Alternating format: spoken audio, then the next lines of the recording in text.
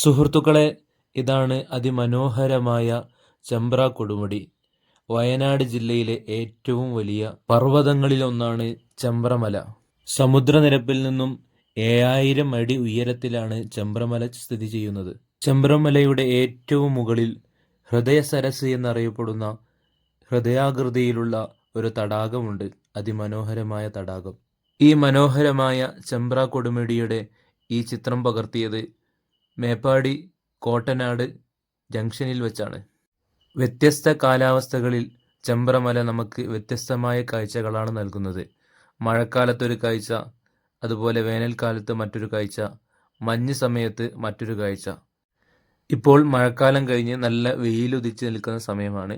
എന്നാൽ തന്നെ ചില ഭാഗങ്ങളിൽ നല്ല വെയിലും മലയുടെ ചില ഭാഗങ്ങളിൽ നല്ല തണലും നമുക്ക് കാണാം.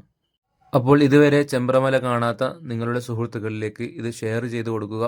ഇതുപോലത്തെ നല്ല കാഴ്ചകൾക്ക് വേണ്ടി ഈ ചാനൽ സബ്സ്ക്രൈബ് ചെയ്യുക. ഇതുപോലെ നല്ല കാഴ്ചകളുമായി വീണ്ടും കാണാം. എല്ലാ സുഹൃത്തുക്കൾക്കും ശുഭദിനം.